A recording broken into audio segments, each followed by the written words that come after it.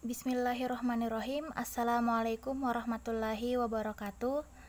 Kami dari kelompok 4 akan mempresentasikan PPT kami tentang teori penawaran Islam pada mata kuliah Ekonomi Mikro Islam. Sebelum itu, perkenalkan saya Nurul Hidayah, NIM 1904010010152 sebagai moderator, dan rekan saya Sri Wulandari SM, NIM 1904010010153 sebagai pemateri.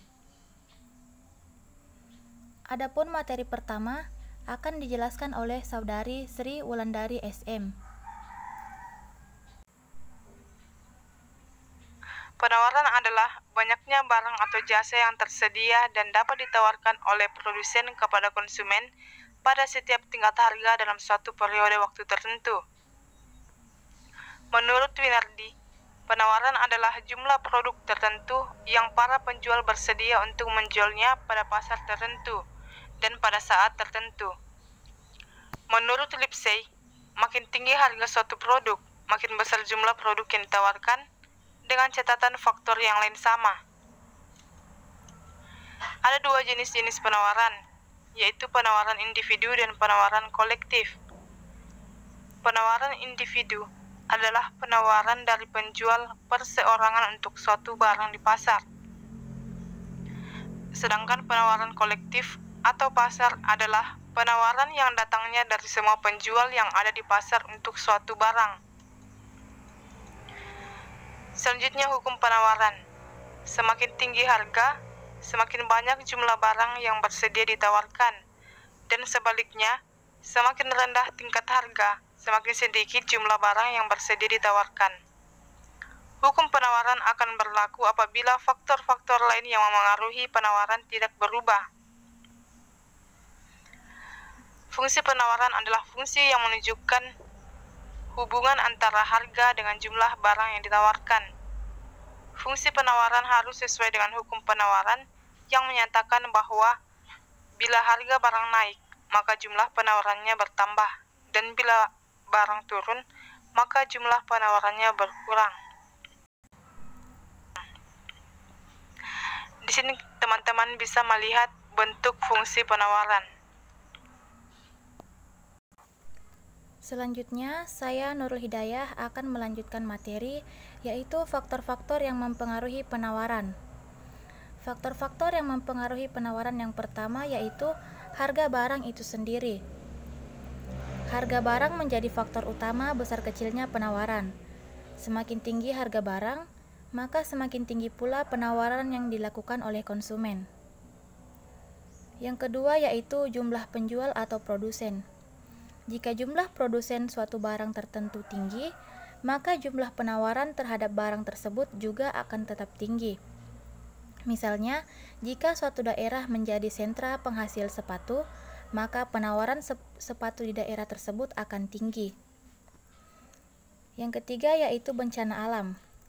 Jika terjadi bencana alam pada suatu daerah penghasil suatu produk, maka bisa dipastikan bahwa jumlah produksi barang tersebut akan menurun dan mempengaruhi tingkat penawarannya.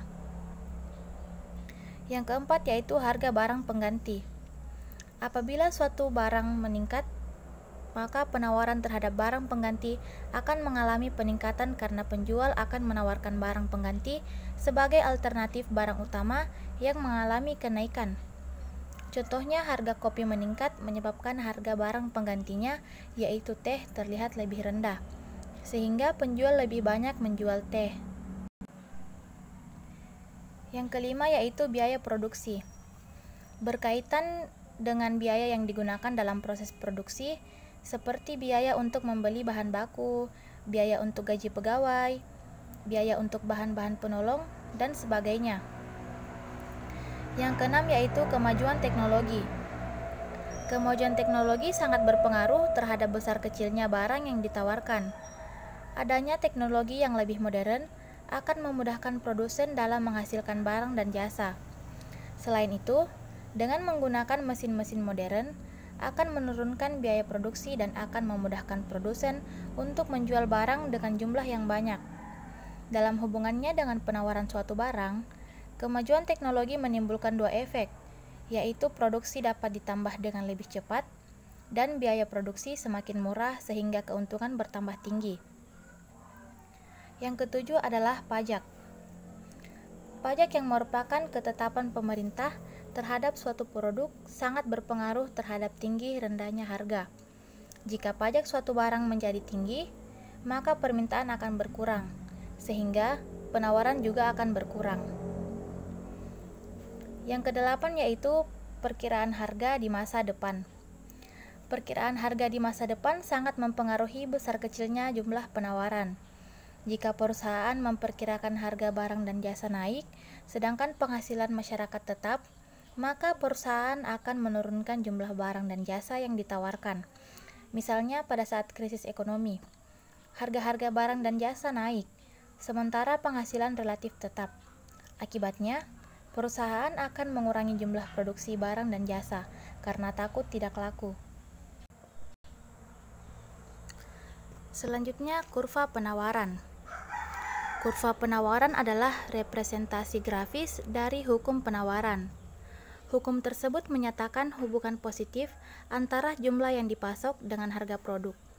Ketika harga naik, kuantitas yang dipasok naik.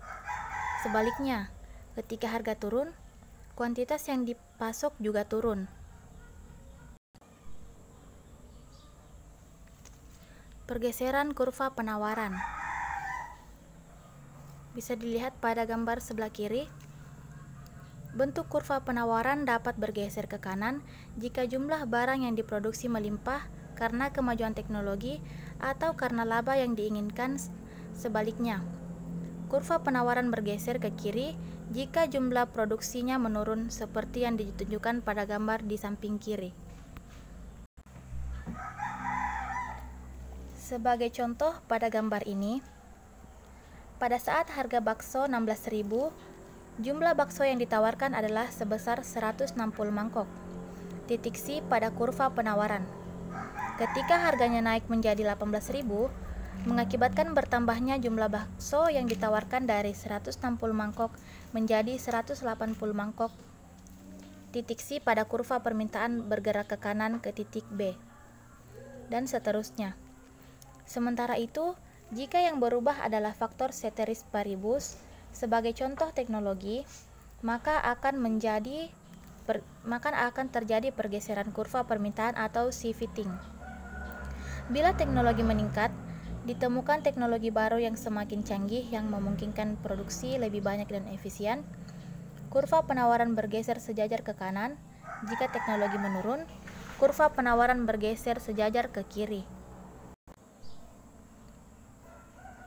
Yang terakhir yaitu kurva penawaran jangka pendek. Hubungan antara ketersediaan untuk berproduksi dengan kurva penawaran bisa dilihat pada gambar 7.1 pada sebelah kiri. Selanjutnya, faktor yang mempengaruhi kerja kurva penawaran. Di sini ada 5 faktor yang mempengaruhi. Yang pertama, biaya yang digunakan untuk produksi barang. Yang kedua, kemajuan teknologi atau munculnya teknologi baru yang canggih. Yang ketiga, harga bahan baku yang digunakan untuk membuat barang. Yang keempat, banyaknya produsen yang memproduksikan dan menawarkan barang.